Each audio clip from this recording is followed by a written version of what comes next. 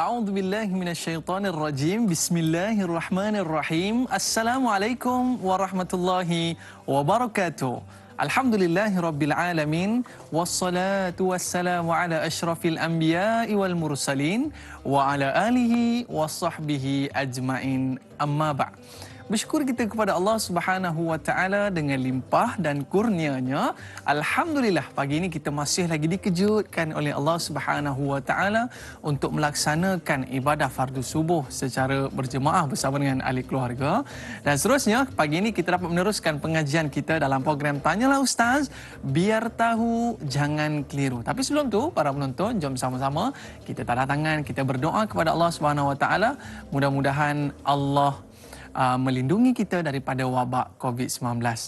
A'udzubillahi minasyaitonirrajim. Allahumma inni a'udzubika minal barasi wal jununi wal juzami wa min sayyi'il asqam. Bismillahilladzi لا يضر مع اسمه شيء في الأرض ولا في السماء وهو السميع العليم. Amin amin ya rabbal alamin. Update terkini COVID-19 di Malaysia setakat 26 hari bulan 12 2020, jumlah kes keseluruhan 103,900, kes baharu 2,335, jumlah kes yang masih aktif 20,035 dan alhamdulillah kes yang sembuh 874 dan duka cita dimaklumkan kematian baharu 2 orang. Jadi jom sama-sama kita pertingkatkan SOP yang telah ditetapkan oleh pihak kerajaan agar kita dapat memutuskan rantaian COVID-19. Bercuti juga, melancong juga, tapi kita tepati SOP yang telah digariskan. Baik para penonton, pagi ini kita nak teruskan pengajian kita, menuntut ilmu kita yang berada di kampung sana tu, ya, yang berada di rumah dan di mana saja anda berada. Kita teruskan pengajian kita pada hari ini di dalam topik Akidah sifat 20, yang mana membincangkan tentang maknawiyah. Apa itu maknawiyah? Bagi merungkai persoalan ini, kita bawakan kepada anda tokoh agamawan tidak asing lagi, Al-Fadil Prof. Madya Ustaz Dr. Muhammad Suki Othman. Apa khabar Ustaz? Alhamdulillah. Ustaz bercuti ke cuti ni? Ada juga ya. Bawa keluarga. Yelah, maklumlah PKP kan lama duduk di rumah. Tapi kita mengekalkan SOP yang telah digariskan oleh pihak kerajaan. Baik Ustaz. Topik pada hari ini cukup menarik, maknawiyah. Tapi mungkin ada di kalangan kita ni tidak mengerti lagi apakah itu maknawiyah. Bagi para penonton yang ada soalan yang nak diajukan oleh kepada Al-Fadhil Ustaz, boleh call kita di talian 03-7726-1603 atau boleh terus ke Facebook Tanyalah Ustaz TV3. Jangan lupa tekan butang like dan share agar lebih ramai sahabat-sahabat kita, keluarga kita dapat mengambil manfaat dalam pertemuan kita pada hari ini. Sahabat kita nak bertanya soalan Ustaz, tapi mungkin dia tak berapa jelas lagi apa itu maknawiyah. Sebagai pembuka gelanggang, mungkin Al-Fadhil Ustaz boleh memberikan mukadimah tentang topik perbincangan kita pada hari ini, Akidah sifat 20 maknawiyah. Silakan Ustaz. Baik, terima kasih. Assalamualaikum warahmatullahi wabarakatuh. A'udzubillahi minasyaitonirrajim. Bismillahirrahmanirrahim. Alhamdulillahi rabbil alamin wal 'aqibatu lil muttaqin wala 'udwana illa 'alal zalimin. Asyhadu an la ilaha illallah wahdahu la syarikalah wa asyhadu anna Muhammadan 'abduhu wa rasuluh addal amanah wa balaghar risalah wa nasahal ummah wa jahada fillahi haqqa jihadih wa tarakana 'alal mahajjatil bayda lailuha kanahariha la yazighu anha illa halik wa nusalli wa nusallim 'alan nabiyil amin wa 'ala alihi wa sahbihi ajma'in. Rabbi syrah li sadri wa yassir li amri wahlul 'uqdatam min lisani yafqahu qawli, amma ba'd. Terima kasih kepada Dai Aiman dan juga semua penonton muslimin dan muslimat yang dirahmati Allah Subhanahu wa taala sekalian. Alhamdulillah, sama-sama kita panjatkan kesyukuran kita kepada Allah kerana pada pagi yang berbahagia ni alhamdulillah kita sudah pun menunaikan kewajipan untuk menunaikan solat subuh alhamdulillah, dan kita nak menyambung perbincangan kita insya-Allah dalam perkara-perkara yang melibatkan sifat 20 atau sifat wajib bagi Allah Subhanahu wa taala. Sebelum saya nak cerita tentang sifat maknawiyah, saya nak buat satu cerita dulu. Sebagai faham sebagai satu mukadimah kita pada pagi ini kan.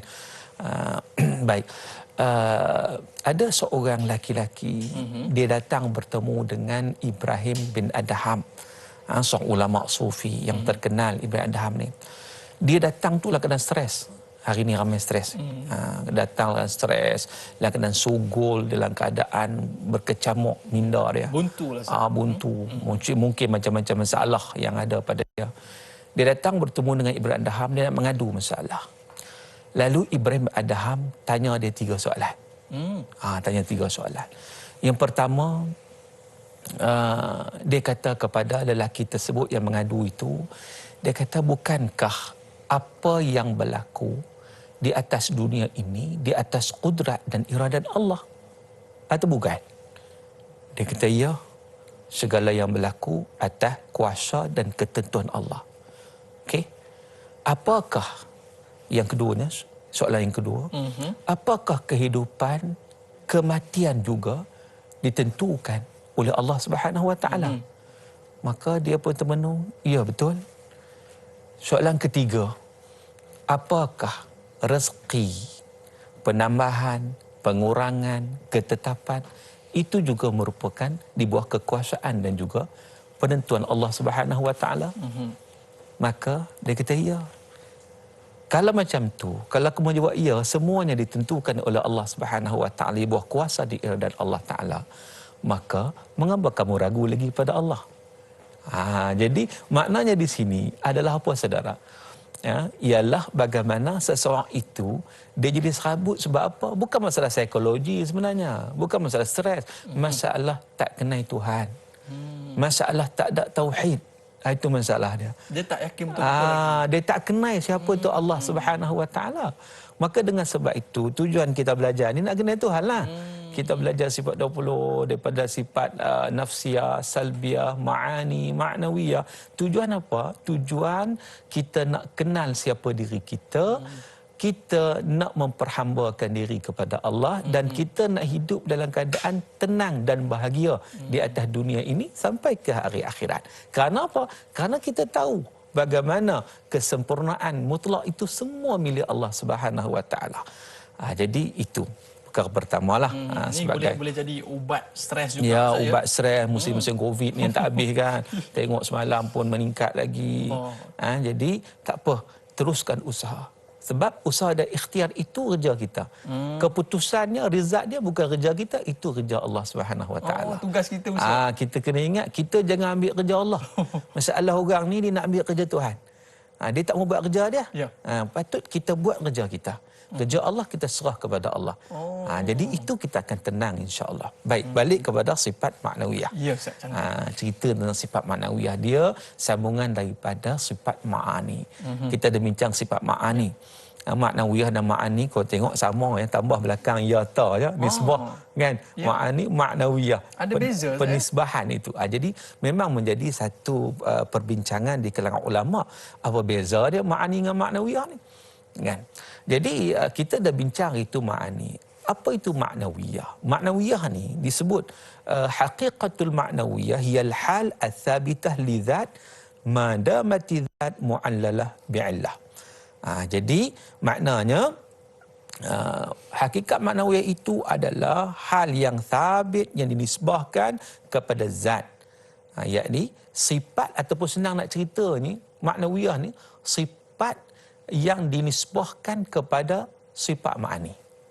Maknawiyah ni dinisbahkan kepada sifat ma'ani. Cuma sebab apa timbul maknawiyah? Tak perlu ada lah. Sebab tu dalam Abu Hasan Asy'ari dia cukup 13 je sebenarnya. Cukup dekat sifat ma'ani tu dah cukup lah. Maknawiyah tak ada pun. Sebab apa? Sebab maknawiyah tu terkandung kat situ dah. Sebab keadaan Allah, dia membicarakan tentang keadaan Allah maknawiyah ni. Kan? Jadi maknanya di situ dah cukup dah sebenarnya sifat 13. Itu. Namun begitu, oleh kerana berlakunya perbezaan pandangan dengan golongan Mu'tazilah. Sebab Mu'tazilah ni dia menolak sifat bagi Allah Subhanahu Wa Taala. Dia menolak sifat itu. Maknanya dia menerima maknawiyah. Maknanya dia kata sifat, contohnya sifat kuasa itu bukan berdiri pada sifat kudrat itu, tapi berdiri pada zat Allah Subhanahu Wa Taala.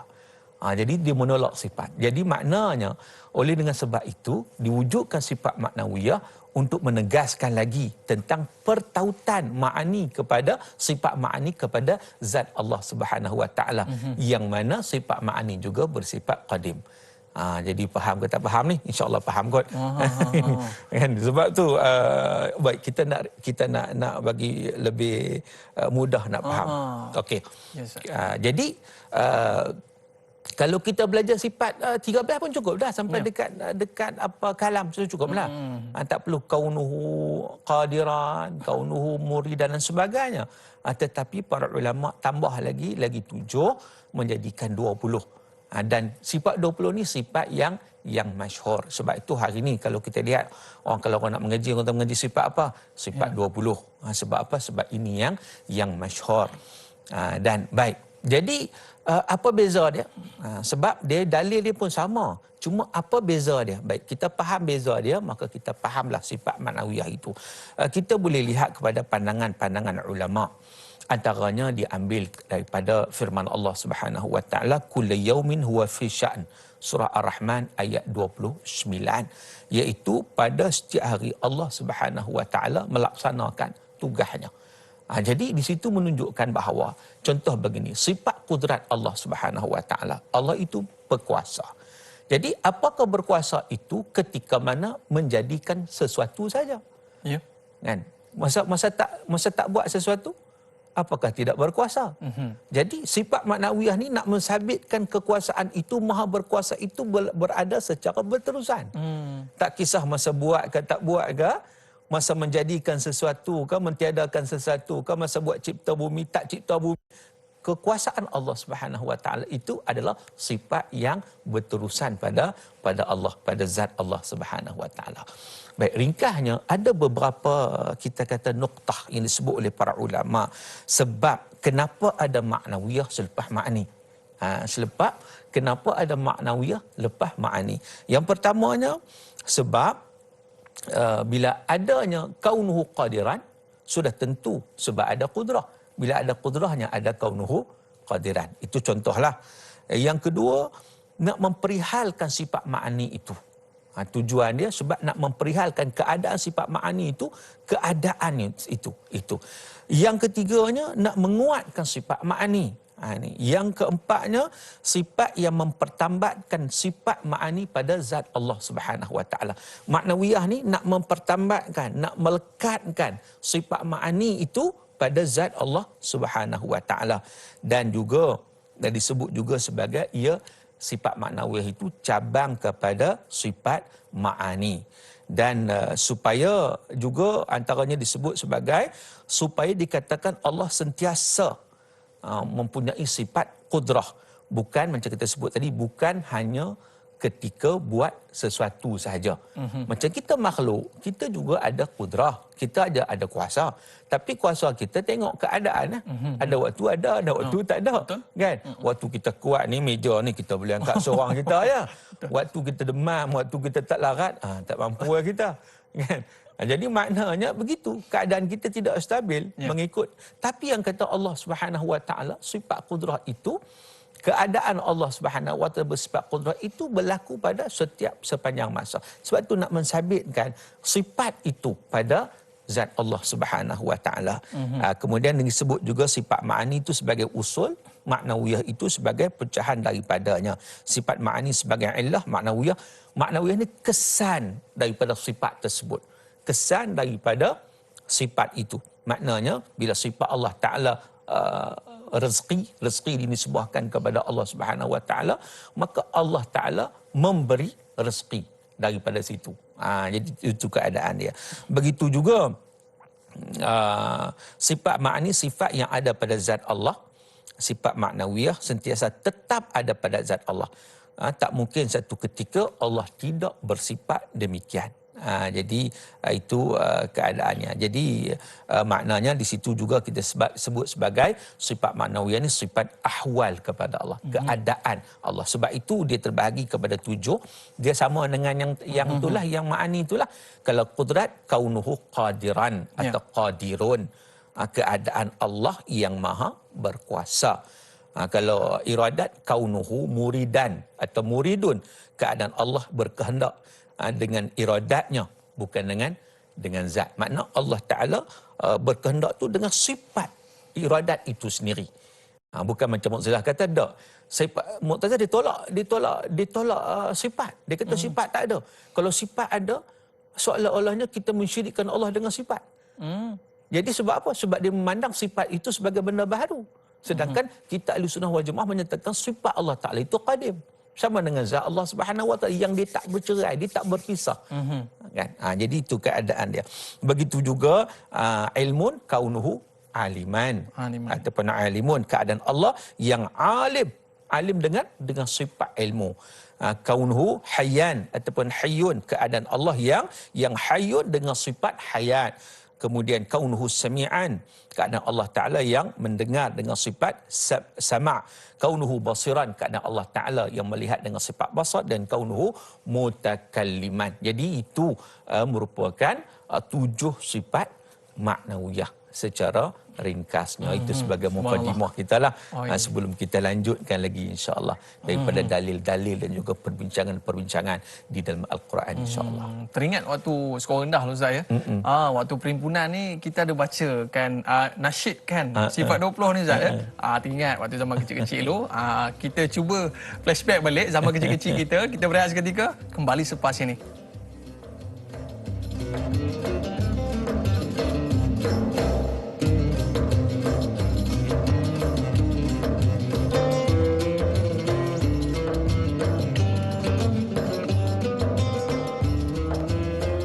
Alhamdulillah, kembali dalam Tanyalah Ustaz, biar tahu jangan keliru. Terima kasih atas kesetiaan anda semua. Pagi ini kita dalam topik akidah, membincangkan tentang maknawiyah. Sebelum ni kita bincang tentang ma'ani Ustaz ya. Dan ni maknawiyah macam lebih kurang sama je. Tapi rupanya maksud yang Ustaz bicarakan sebentar tadi iaitu sifat yang dinisbahkan kepada sifat ma'ani. Kalau mudah kita nak faham, ianya menceritakan tentang sifat ma'ani tadi Ustaz ya. Baik.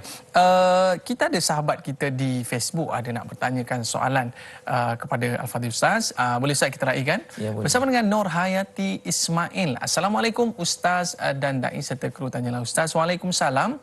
Apakah ada kaitan Allah berkehendak dan Allah yang mengetahui? Yang kedua, apakah Allah jika berkehendak kebaikan ke atas seorang itu ada kaitannya dengan hidayah? Bagaimana mereka yang langsung tidak diberi petunjuk sedangkan sifat Allah itu Maha Pengasih? Dan yang ketiga, apakah sifat mengetahui itu Allah telah pun menetapkan siapa dikurniakan syurga dan siapa ahli neraka? Mohon pencerahan. Terima kasih. Kak Yat Bandar Tasik Putri Rawang Selangor. Soalan cukup menarik saya. Ya. Dipersilakan. Baik, terima kasih kepada persoalan yang dikemukakan. 3 soalan pertama yang dikemukakan pada pagi ini. Yang pertamanya tentang apakah ada kaitan Allah berkehendak dan Allah mengetahui? Ya, memang ada kaitan. Kaitan kudrat Allah dengan iradat dengan ilmu dengan hayat. Ada kaitan yang sangat-sangat rapat. Sebab apa? Sebab sebagai contohnya Allah Subhanahu Wa Taala berkuasa menjadikan sesuatu dan kekuasaan itu ditentukan oleh iradat Allah Subhanahu Wa Taala. Maknanya Allah Taala yang menentukan. Dan penentuan itu juga berkaitan dengan ilmu yang disebut tadi sebagai pengetahuan Allah Subhanahu Wa Taala. Jadi dia sifat-sifat ni saling mengait di antara satu sama lain. Cumanya yang disebut tadi tentang hidayah Allah Subhanahu Wa Taala, tentang apa kaitannya jika Allah Taala menghendaki kebaikan pada seseorang, ada kaitan, apa kaitan dengan hidayah? Hidayah. Jadi bagaimana orang yang tak dapat petunjuk, contohnya tak dapat hidayah, adakah menunjukkan Allah bukan Maha Pengasih? Ni soalan ni memang timbul, ada orang menyatakan. Kita takut begini. Kita kena sedar bahawa memang segalanya ditentukan oleh Allah Subhanahu Wa Taala. Ya. Baik buruk, petunjuk tak petunjuk, hidayah. Sebab dalam Al-Quran Allah Taala sebut, innaka la tahdi man ahbabta walakin Allah yahdi man yasha. Sesungguhnya engkau tidak boleh bagi hidayah kepada sesiapa orang yang engkau sayang. Sedangkan Allah boleh bagi hidayah kepada sesiapa yang Allah Ta'ala kehendaki. Hinggakan Nabi SAW tidak boleh bagi hidayah kepada bapa saudara Nabi Abu Talib yang Nabi sangat sayang pada dia. Ya. Tak boleh buat apa. Lepas tu, apakah ia penentuan daripada Allah? Ya, hidayah itu ditentukan daripada Allah. Sebab apa? Wa huwa a'lamu bil muhtadin. Allah mengetahui sesiapa yang nak kepada hidayah. Jadi kita kena ingat bahawa pilihan itu Allah bagi kita pilih. Jangan kita berpegang kepada pandangan Jabariyah. Jabariyah ni satu firqah, satu kumpulan yang sesat. Yang menyeleweng. Bagaimana? Dia menganggap bahawa kita ni tidak ada usaha dan ikhtiar. Kita ni seumpama kapas di udara, ditiup ke kanan, ke kananlah kita. Ditiup ke kirilah kita. Semua telah diatur. Semua telah diatur. So kita tidak ada apa-apa pilihan. Jadi kalau Allah tentukan kita ahli syurga, syurgalah. Kalau tentukan ahli neraka, kita tak boleh buat apa-apa. Itu pahaman Jabariyah. Ini berbeza dengan akidah ahli sunnah wal jamaah. Sebab apa? Sebab memang ketentuan daripada Allah. Kita tak payah menentukan sesuatu. Bahkan kalau kita nak makan pun Allah tak izin, tak boleh nak makan. Betul. Boleh tak? Betul tak? Kalau nak buat apa? Kita nak solat. Kadang-kadang ada orang, dia ni rasa aku ni hebat. Ni. Orang tak kenal Tuhan ni. Orang tak kenal Allah. Dia rasa diri hebat. Aku hebat. Tiap-tiap malam aku qiyamul lail. Tiap-tiap malam aku tahajud. Kalau dia sedar, kalau dia perhati, dia kenal Allah Ta'ala, dia nak tahajud tu, siapa yang bagi dia bertahajud? Siapa bagi kemampuan pada dia? Betul. Kalau Allah tak bagi, dia tak mampu untuk bertahajud. Maknanya hak dia buat itu pun datang daripada Allah Ta'ala. Jadi dia nak rasa hebat macam mana? Dia tak betul rasa hebat. Sebaliknya dia merasa lebih kerdil di depan Allah Ta'ala. Jadi maknanya bab hidayah ni Allah bagi. Allah bagi pilih. Nak ke tak nak? Macam kita jalan ke syurga. Allah kedua-duanya diberikan oleh Allah. Tetapi tak bermakna Allah redha bagi orang yang nak pilih neraka. Memang Allah tentukan neraka. Allah tentukan syurga. Tetapi penentuan pada Allah Ta'ala itu setelah diberi pilihan kepada kita, yang mana kita nak pilih. Kita nak pilih jalan ke syurga atau nak pilih jalan ke neraka. Jadi Allah Maha mengetahui orang tersebut nak pilih yang mana, dan Allah bagilah. Allah tahu siapa yang berkehendak. Allah tahu siapa yang berkehendak ke arah itu. Sebab itu orang nak sesat, Allah bagilah sesat ke dia. Kan? Dan pemberian kesesatan itu bukan daripada diri dia, daripada Allah Subhanahu Wa Taala. Sebab kita tak mampu, kita tak boleh buat apa-apa. Kita ni mana kudrat kita ni terbatas, berbeza dengan kudrat Allah Subhanahu Wa Taala. Berbeza dengan Mu'tazilah. Mu'tazilah dia kata atas kita 100% menentukan. Macam bagaimana? Tidak. Itu bukan begitu. Jadi maknanya di situ menunjukkan kepada kita macam soalan tadi itu. Soalan tadi, Allah Maha mengetahui. Allah mengetahui orang itu orang ni masuk syurga masuk atau neraka. Ya. Allah Maha mengetahui. Sebab itu kalau kita lihat ketika mana manusia itu berada dalam perut ibu dia, kan? Ditiupkan roh dan Allah suruh malaikat dah tulis dah. Dia ni asyaqiyun huwa au sa'id. Dia ni ahli syurga ke ahli neraka. Tulis dah. Tulis itu mengikut pengetahuan Allah Subhanahu Wa Taala. Apakah tulis itu menunjukkan Allah menetapkan dia mesti ahli syurga? Memang Allah tetapkan setelah Allah mengetahui memang dia nak pilih ahli syurga. Allah tahu. Allah tahu sejak azali. Bukan Allah baru tahu, tidak. Allah mengetahui. Jadi pilihan tetap daripada kita. Malaikat pun tak tahu. Malaikat tak tahu. Malaikat yang tuang tulis tu, contoh sebagai contoh beginilah. Nak bagi faham. Kadang perkara ni jadi, kalau orang tak faham, dia menyalahkan Allah. Bahaya tu. Betul. Bahaya. Betul. Begini, malaikat yang tukang tulis, kita kata. Malaikat tulis, okay, dia ni ahli neraka. Katakan. Malaikat tengok, tiba-tiba Masa hidup dia nampak baik je pun. Jadi malaikat pun heran, macam mana dia ni ahli neraka nampak baik elok apa semua. Rupa-rupanya dekat nak mati bertukar. Bertukar jadi jahat. Jadi syirik pada Allah Taala. Matilah kena syirik. Jadi malaikat baru tahu. Kan? Sedangkan Allah sudah mengetahui. Sejak azali lagi. Allah mengetahui dia akan pilih yang seumpama itu. Di situ. Jadi maknanya yang pilih siapa? Yang pilih kita. Yang pilih kita yang pilih untuk mengambil ataupun mendapat syurga atau neraka. Allah yang tentukan kepada kita. Jadi itu maksudnya. Sebab itu pengakhiran kita itu yang paling utama. Sebab itu kita memperbanyakkan doa. Allahumma khtim lana bihusnil khatimah. Wala takhtim alaina ya Allah bisu'il khatimah. Ya Allah, matikanlah kami ya Allah dengan pengakhiran yang baik. Mati dengan husnul khatimah. Ini yang kita harapkan. Kita berdoa dan kita berusaha, insya-Allah. Namun begitu Ustaz, sebagai ahli sunnah wal jamaah, kita perlulah ada ikhtiar untuk menggapai hidayah Allah SWT. Ya. Sebab itu hidayah ni panggil, kalau disebut oleh Syekh Dr. Wahbah Zuhaili dalam tafsir Al-Munir, ketika mana membahaskan ayat Quran ihdinas siratal mustaqim, ya Allah tunjukkanlah kepada kami jalan yang lurus. Antara hidayah itu yang disebut adalah hidayatuddin. Hidayatuddin, hidayah agama. Hidayah agama ni adalah kita kena cari. Sebab tu pagi ni awal-awal lagi kita dah tengok, tanyalah ustaz biar tahu jangan keliru. Sebab apa? Sebab kita nak dapat hidayah. Nak cari hidayah. Itu tanggungjawab kita nak cari. Jangan duk tidur, orang kata yang bulat takkan datang menggolek, yang pipih takkan datang. Tiba-tiba hidayah semua je. Kan? Dia ada juga hidayah yang berbentuk taufik. Taufik ni kita tak usaha Allah bagi. Macam Allah buka hijab kan. Allah buka hijab. Dia grab, dia ambil, berjaya. Kalau dia tak grab, tak berjaya.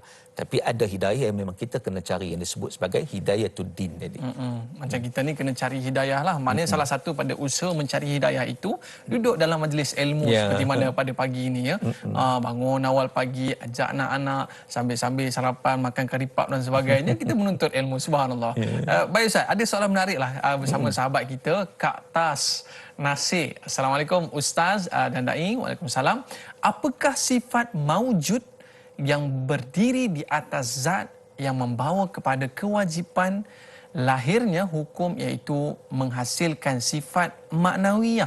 Mohon pencerahan dari Ustaz. Terima kasih. Biar tahu, jangan keliru. Tu kata Bukit Mentajam Pulau Pinang. Terima kasih. Kak Ta no. Tu dah. Silakan Ustaz. Baik, terima kasih kepada persoalan dikemukakan. Apa ini soalan itu adalah berkaitan dengan sifat yang melahirkan sifat maknawiyah, iaitu sifat ma'ani. Nah, sifat ma'ani, daripada sifat ma'ani, sifat ma'ani ini sifat yang mawujud pada zat Allah Subhanahu wa taala. Berbeza dengan sifat maknawiyah. Sifat maknawiyah dia lebih kurang macam hal, keadaan atau amrun i'tibari yang menunjukkan tentang nak mengukuhkan, nak mempertambatkan, kita sebut tadi sifat ma'ani. Sebab itu betul-betul sifat ni 7 je.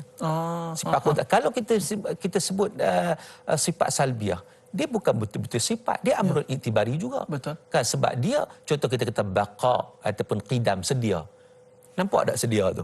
Kan? Dia adalah amrun i'tibari yang nak menunjukkan Allah Subhanahu wa taala itu bersifat dengan qidam.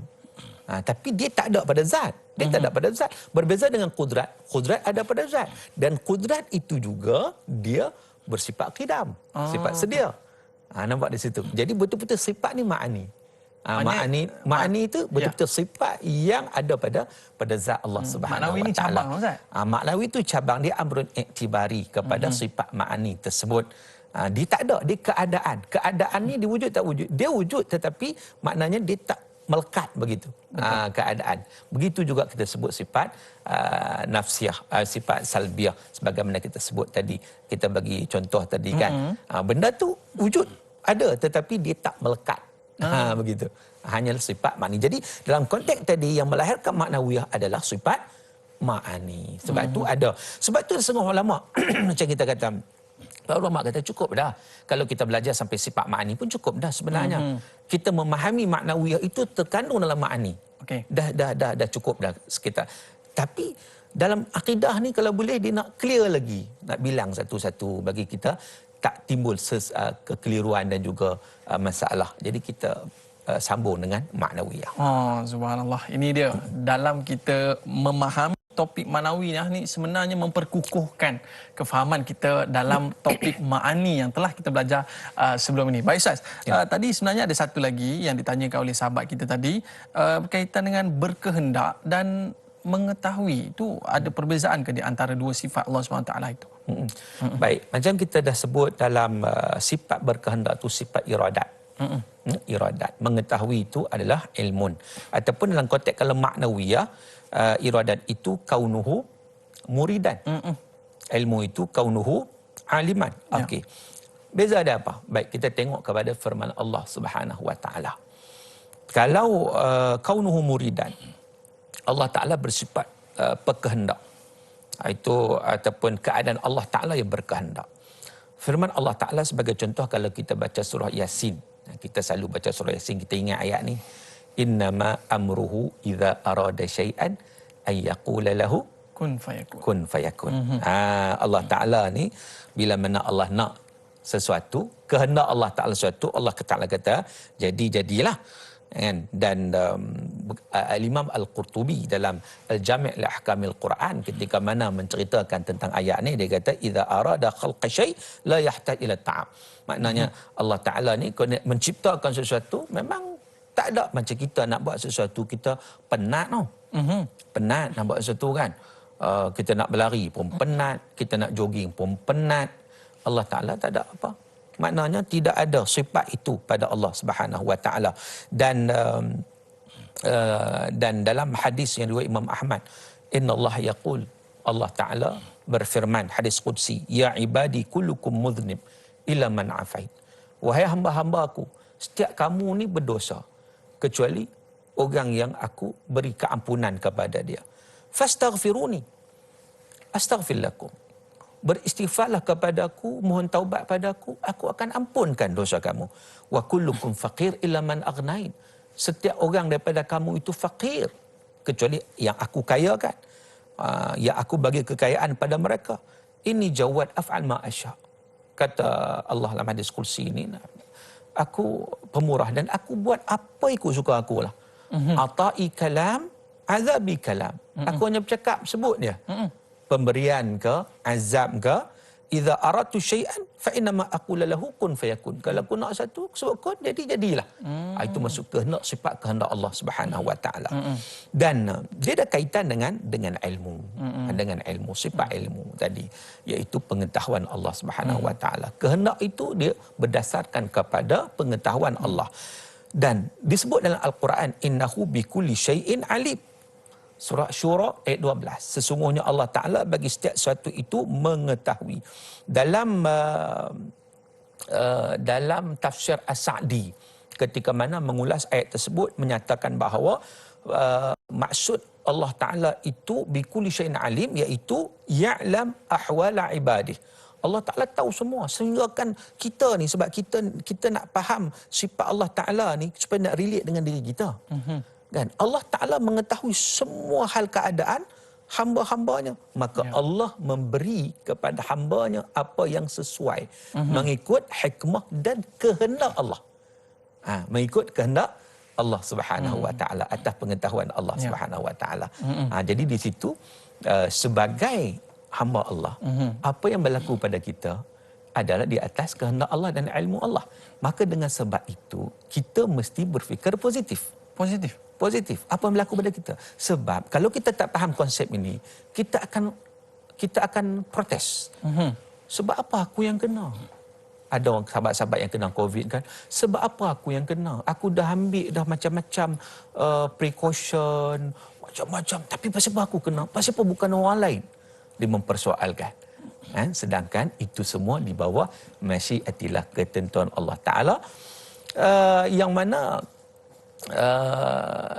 sekiranya yang yang disebut oleh Allah Subhanahu wa taala, asa an tuhibbu syai'an wa huwa kurhul lakum, wa asa an takruhu syai'an wa khairul lakum.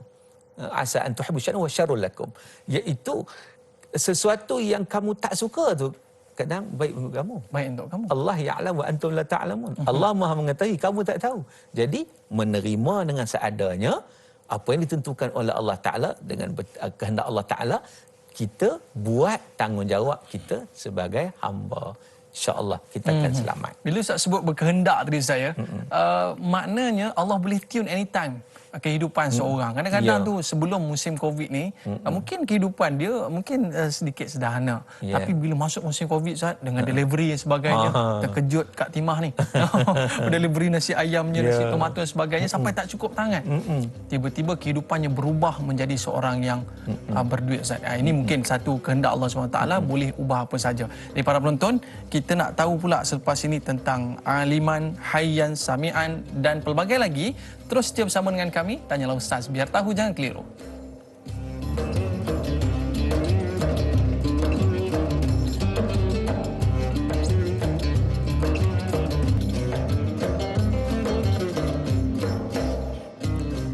Alhamdulillah, kembali dalam Tanyalah Ustaz, biar tahu jangan keliru. Terima kasih atas kesetiaan anda semua. Hari ini topik akidah sifat 20 maknawiyah. Tadi Ustaz sebut tentang berkehendak, muridan. Betul saya? Berkehendak. Sebab kita tengok dalam musim Covid ini, sebelum Covid ada setengah orang itu dia sangat susah. Tapi dalam musim Covid tiba-tiba Allah ubah je jadi mudah. Sebagai kita tengok peniaga emas saya. Dulu siapa nak beli emas, Ustaz? Tapi sekarang ni berkotak-kotak orang beli. Dan ada juga di musim sebelum Covid, dia ni seorang yang sangat senang berniaga catering, kemah dan sebagainya. Dalam musim Covid dah tak boleh kenduri. Jadi perniagaannya agak merosot, terpaksa buat perniagaan di tepi jalan. Jadi inilah dia, kehendak Allah SWT boleh ubah apa saja. Yang penting Ustaz sebut sebentar tadi, kita sebagai ahli sunnah wal jamaah, kita kena usaha, saya. Selebih tu serah kepada Allah Subhanahu Wa Taala. Baik Ustaz, sahabat kita ada satu soalan yang cukup menarik yang nak diajukan kepada Al-Fadhil Ustaz Al-Ali. Assalamualaikum. Waalaikumsalam. Ayat 20 surah Al-Baqarah menyatakan antara lain bahawa sesungguhnya Allah Subhanahu Wa Taala Maha berkuasa atas segala sesuatu. Dalil nakli di atas diberi untuk menunjukkan sifat wajib kaunuhu qadiran dan sifat mustahil bagi Allah iaitu lemah. Mohon Ustaz beri pencerahan mengenai perkara ini. Terima kasih. #biar tahu jangan keliru. Terima kasih Al-Ali atas soalan yang diajukan. Silakan Ustaz. Baik, terima kasih kepada persoalan yang dikemukakan yang bertanya tentang ayat 20 surah Al-Baqarah. Ayat 20 surah Al-Baqarah itu dia menceritakan tentang golongan munafik. Iaitu Allah Ta'ala menceritakan yakadul barqu yaqtafu absarahum kullama adha'a lahum ma syawfih wa idza adlama alaihim qamu walau syaa Allah la dhahaba bi sam'ihim wa absarihim innallaha ala kulli syai'in qadir. Dia cerita tentang golongan munafik ni, hampir-hampir kilat itu menyambar pandangan-pandangan mereka. Ketika mana datang cahaya maka berjalan, ketika menenggelap maka berhenti. Kalau Allah kehendaki, ada kaitan dengan kehendak Allah Ta'ala, Allah akan hapuskan pendengaran mereka, penglihatan mereka, kerana Allah Ta'ala berkuasa atas setiap sesuatu. Jadi nak ceritanya bahawa golongan munafik ini kena sedar bahawa mengapa mereka memilih jalan kekufuran. Sedangkan kalaulah mereka sombong sangat, ego sangat, Allah Ta'ala boleh buat apa sahaja. Allah Ta'ala berkuasa segala-galanya. Itu Allah Subhanahu Wa Ta'ala. Jadi dia punya dalilnya innallaha ala kulli syai'in qadir itu boleh menjadi sebagai dalil kepada kaunuhu qadiran. Keadaan Allah Ta'ala itu maha berkuasa. Dan banyak ayat-ayat yang menceritakan sedemikian rupa tentang qadir itu, qadirun itu, Allah maha berkuasa menentukan segala-galanya, buat apapun semua di bawah kekuasaan Allah Azza wa Jalla. Antaranya disebut juga dalam surah Qaf ayat 38, kata Allah walaqad khalaqnas samawati wal ard fi sittati ayyam wama massana min lughub. Kami ciptakan langit dan bumi pada 6 masa yang Kami tak penat pun. Makna Allah Ta'ala nak cerita kekuasaan, keagungan, kehebatan Allah Subhanahu Wa Ta'ala. Dan Ibnu Katsir dalam tafsir Al-Quranil Azim menukilkan kata-kata Qatadah yang menyatakan sebab apa turun ayat ni? Kerana golongan Yahudi ni, tengok cara Yahudi punya pemikiran kan. Dan mereka kata apa? Mereka kata Allah Ta'ala buat langit bumi ni 6 masa, 6 hari. Summa istarah fi yaumis sabi' yaumus sabt. Kemudian Allah rehat hari ke-7. Iaitu hari Sabtu Allah rehat. Mereka menamakan kata Qatadah yusamunaha yaumar rahah. Mereka menamakan hari Sabtu itu hari rehat. Jadi Allah pun nak kena rehat juga kan? Jadi ini merupakan kita kata perkara yang bercanggah ataupun menafikan sifat Allah Subhanahu Wa Taala. Sebab itu mereka kufur kepada Allah Azza wa Jalla. Begitu juga Allah Taala sebut lillah mulkus samawati wal ard wa ma fihin wa huwa ala kulli syai'in qadir. Itu juga kita ada kaitan tadi kan, wa huwa ala kulli syai'in qadir, surah Al-Maidah ayat 120. Ya. Bagi Allah Taala kekuasaan langit, pada langit dan bumi dan segala apa ada di antara keduanya. Dan Allah Ta'ala atas setiap sesuatu itu maha berkuasa. Ayat ini pula disebut oleh Al-Imam Al-Qurtubi datang selepas dakwaan golongan Nasara tentang ketuhanan Nabi Isa.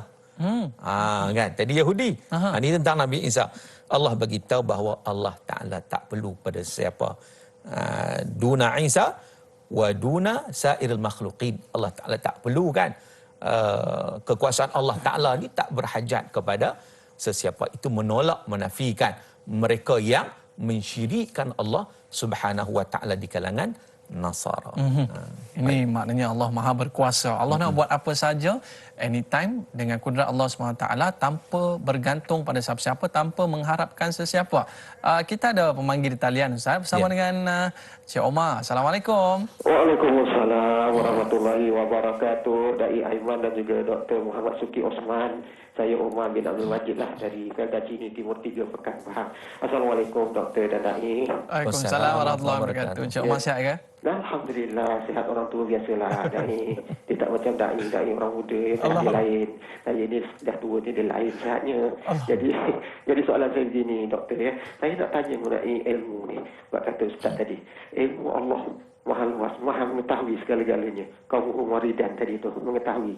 Jadi soalan saya Ustaz, kadang-kadang kita ni ada yang jenis dia angkuh sikit ataupun ego sikit. Ni Ustaz, sedangkan dia tahu bahawa ilmu Allah tu tidak akan boleh ditandingi oleh manusia. Kita ni apalah yang ada Doktor. Jadi apakah kita boleh bersikap mengatakan ilmu kita ni dah banyak dah Ustaz dan boleh menandingi ilmu Allah Subhanahu Wa Taala yang mengetahui segala-galanya ni. Bolehkah kita bersikap begini ni macam ini ni Doktor? Itu soalan saya Doktor dan Dai. Terima kasih banyak Doktor dan Dai. Assalamualaikum. Waalaikumsalam warahmatullahi wabarakatuh. Terima kasih Cik Omar daripada Pekan Pahang Ustaz. Ini satu soalan yang cukup menarik ya.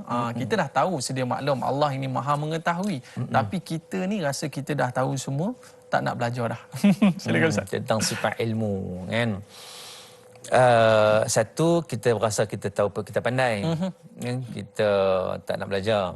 Yang kedua, kita rasa kita lebih hebat. Bila kita tahu sesuatu, ada ilmu sikit, kita dah rasa hebat. Sebenarnya Allah Subhanahu Wa Taala telah menzahirkan sebahagian daripada sifat-sifat Allah kepada hamba-Nya supaya hamba-Nya itu kenal Allah Taala melalui sifat-sifat Allah Subhanahu Wa Taala. Sifat ilmu. Contoh, kita juga ada ilmu. Allah bagi ilmu pada kita. Tetapi Allah nak supaya kita melihat kebesaran Allah melalui ilmu yang kita miliki itu, yang mana ilmu itu di atas berdiri pada ilmu Allah Azza wa Jalla. Kalau Allah tak bagi, kita tak ada ilmu. Dan ilmu kita walaupun hebat macam mana pun sangat-sangat terbatas. Sebab ilmu kita setakat mana hak kita tahu je lah. Kan setakat tu walaupun hebat macam mana pun. Maka di sini daripada apa yang Allah bagi kepada kita untuk apa? Untuk kita melihat kepada sifat wajib bagi Allah. Ilmu itu supaya kita merasai keagungan Allah Azza wa Jalla. Sebab itu orang yang berilmu sebenarnya adalah golongan yang orang kata resam padi. Semakin berisi semakin tunduk. Itu yang Allah nak daripada sifat kita. Makin banyak makin tunduk. Dan dia makin rasa bahawa dia tak ada ilmu. Itu orang yang berilmu sebenarnya. Rasa Dia tak ada makin ilmu. rasa makin tak. Lagi belajar lagi bahasa tak ada ilmu. Lagi belajar lagi. Sebab ilmu Allah sangat-sangat luas. Tak bertepi. Kita tahu sikitnya. Orang belajar sampai PhD kan. Dia ambil satu fokus sikit ya. Kan? Banyak lagi ilmu yang kita tak tahu, terlalu banyak. Nak ego, nak sombong macam mana?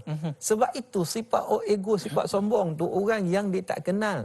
Dia tak kenal Allah. Dia duk rasa diri dia hebat, rasa diri dia besar. Akhirnya dia jadi sombong dengan orang. Dia jadi macam tadi ego, berlakunya perbalahan, berlakunya pergaduhan, berlakunya permusuhan, dan akhirnya dia mengundang kemurkaan Allah Subhanahu Wa Taala sebab manusia tak layak keadaan seumpama itu. Jadi kena rasa bagaimana keadaan kita tu, setakat mana kita tu.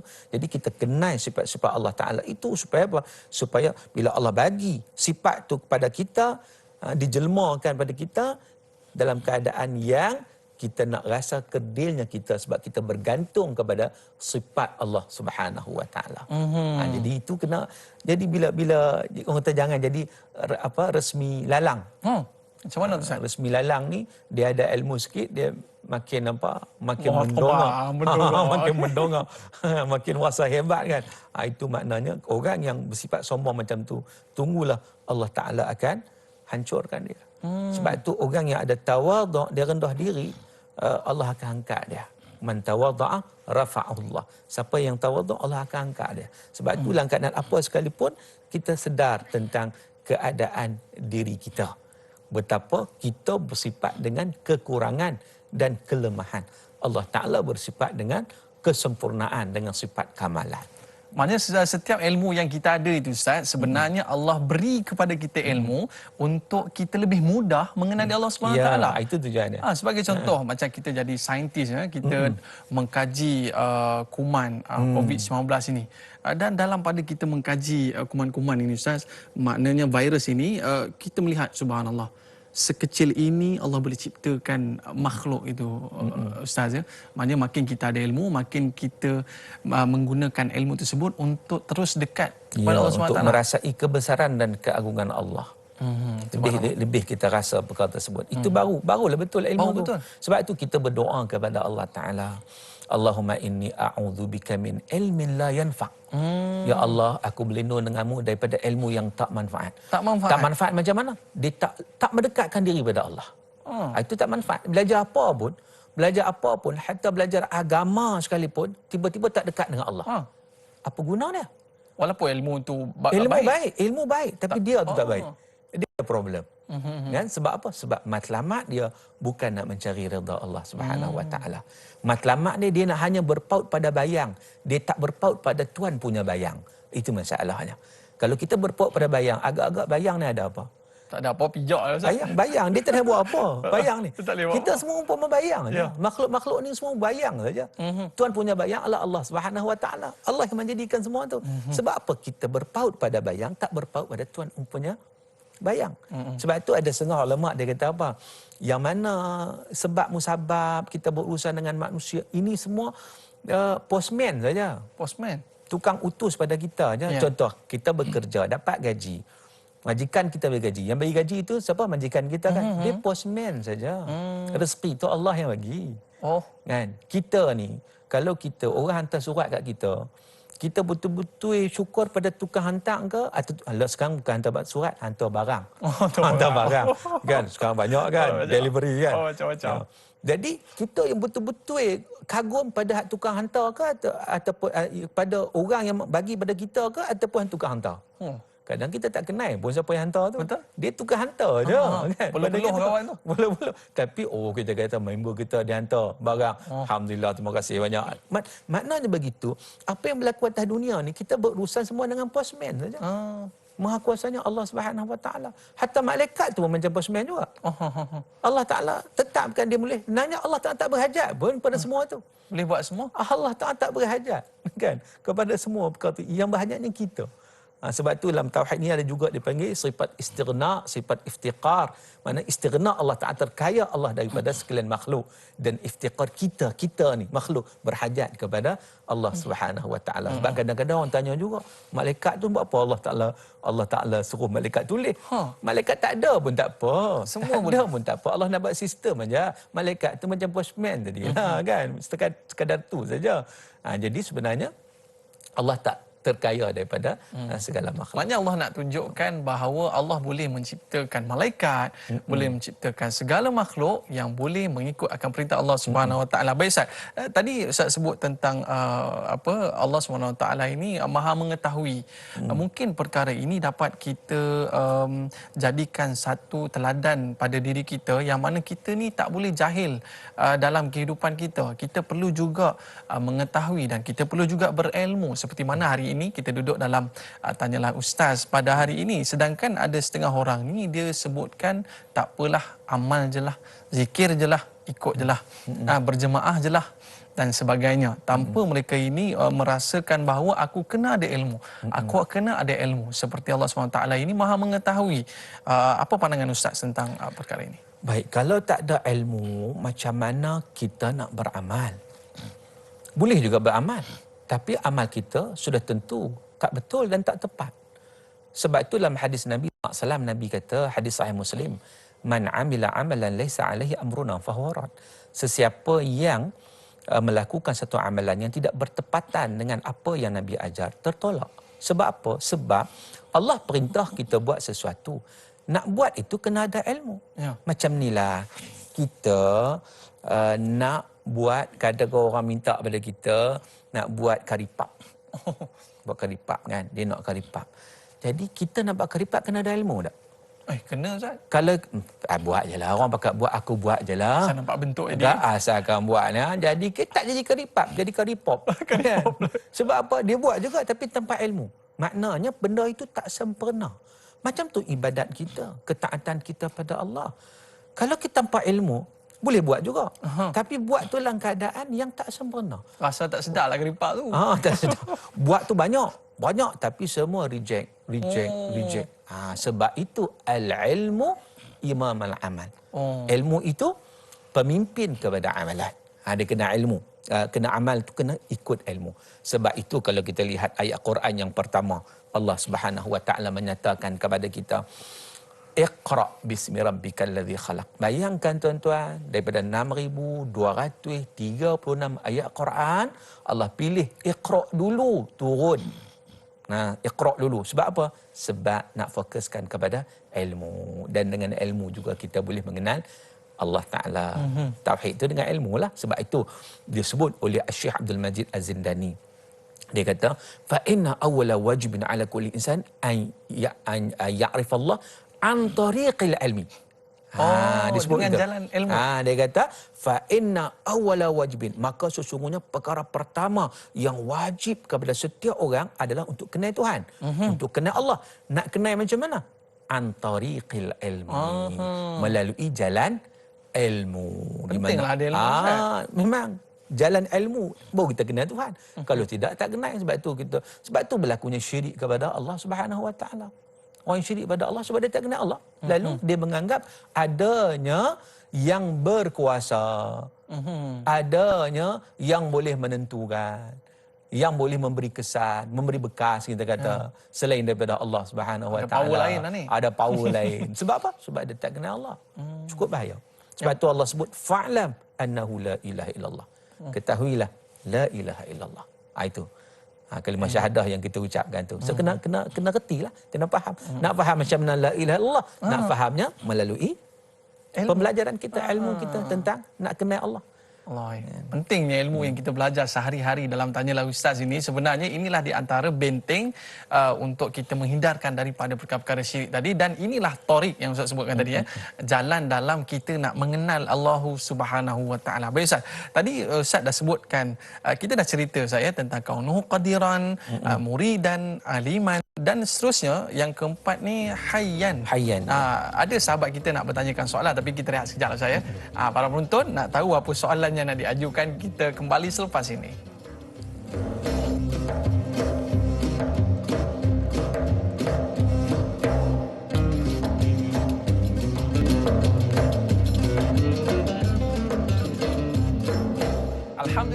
kembali dalam Tanyalah Ustaz, biar tahu jangan keliru. Para penonton, terus setia bersama dengan program kita sehingga ke akhir rancangan kerana banyak lagi yang kita akan sajikan kepada anda semua. Hari ini kita belajar topik akidah sifat 20 maknawiyah. 3 dah kita ceritakan kepada anda semua dan ada lagi 4 saya.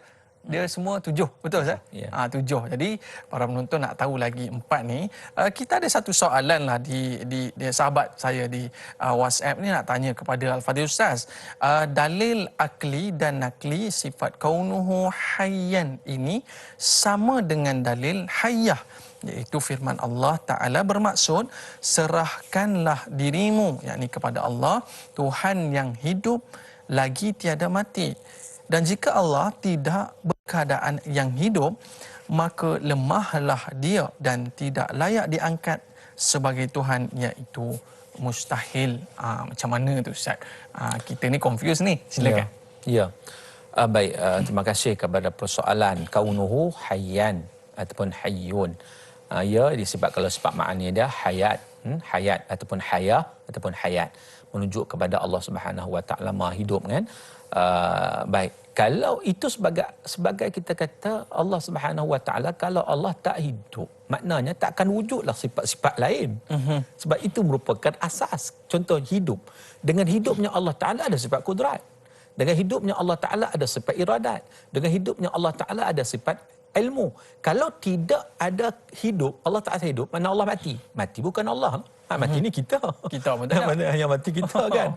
Kita yang baru ni mati. Allah Subhanahu Wa Taala baqa, macam kita sebut dalam sifat salbiyah. Baik. Jadi memang dalam Al-Quran Allah Taala sebut, kalau kita merujuk kepada dalil banyak, antaranya disebut oleh Allah dalam surah Al-Furqan ayat 58, terjemahan yang disebut dalam soalan tadi, iaitu wa tawakkal 'alal hayyil ladzi la yamut. Bertawakallah kamu, serahlah kamu kepada Allah Subhanahu Wa Taala yang Maha hidup, yang tidak mati. Sebab itu kalau kita lihat kepada ayat tersebut, apa yang disebut oleh Ibnu Katsir dalam tafsir Al-Quranil Azim, dia kata maksud dia, serahlah, tawakallah kepada Allah fi umurika kulliha, pada segala urusan kamu serahkanlah kepada Allah. Kun mutawakkilan 'ala Allah al-hayy alladzi la yamut abada. Jadi kamu bertawakallah, serahlah segala-galanya kepada Allah Subhanahu Wa Taala, sebab Allah Taala Maha hidup, tak mati. Macam kita, kalau kita serah pada manusia sesuatu urusan, ketika dia hidup dia boleh buatlah. Betul. Ketika mana dia mati, tak adalah. Itu sifat manusia kan. Dia akan sampai tempoh dia akan mati. Tapi Allah Subhanahu Wa Taala, kita menyerahkan sepenuhnya kepada Allah Azza wa Jalla, kita bertawakal pada Allah, maka kita akan mendapat kebaikan dalam seluruh kehidupan kita. Sebab itu dalam sebuah hadis dinyatakan ketika mana hadis ini mursal, tapi kita boleh ambil pengajaran, iaitu satu hari Salman Al-Farisi dia bertemu dengan Nabi SAW, dia nak sujud pada Nabi.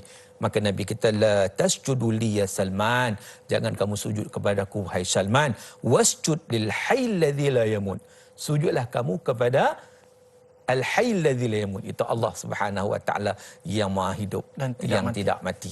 Nabi sendiri mati. Sebab tu man kana ya'budu Muhammadan fa inna Muhammadan qad mat. Ketika mana meninggalnya, wafatnya Rasulullah SAW, ada waktu itu macam tak boleh terima. Hatta Sayyidina Umar pun macam tak boleh nak terima kewafatan Rasulullah, sebab terkejut sangat-sangat ni. Sayyidina Abu Bakar lah yang mententeramkan. Sayyidina Abu Bakar kata, man kana ya'budu Muhammadan fa inna Muhammadan qad mat wa man kana ya'budullah fa inna Allah hayyun la yamut. Siapa yang jadi hamba kepada Muhammad, Muhammad meninggal, Muhammad wafat, dia juga hamba Allah, dia juga manusia. Walaupun dia kekasih Allah, ya, tapi dia juga hamba Allah. Tetapi man kana ya'budullah, siapa yang mengabdikan diri pada Allah, fa innallaha hayyun la yamut, Allah Maha hidup, Allah tak mati. Jadi buat apa kita nak bersandar pada yang lain melainkan pada Allah Subhanahu Wa Taala? Tambah-tambah hari ni kan, diuji dengan COVID ni saya. Diuji, kita terlalu bersandar kepada makhluk. Ya. Kita hendak bersandar yang total kepada Allah Subhanahu Wa Taala. Sebab itu kalau kita nak lihat dalam keadaan diri kita lah, iaitu sebagai contoh, sebab apa manusia ini dia stres, sebab apa dia murung. Contoh dalam hubungan suami isteri, dalam hubungan rumah tangga, anak-anak, Sebab dia terlalu mengharapkan kepada pasangan dia 100%. Jadi bila ada masalah pada pasangan dia, maka dia jadi pasangan meninggal. Habislah soalannya. Habislah. Gelaplah kehidupan dia. Ataupun jadi clash, contohnya clash kan. Dia rasa macam dunia ni tak ada apa dah. Tapi kalau orang yang meletakkan pengharapan dia kepada Allah, Allah tetap ada.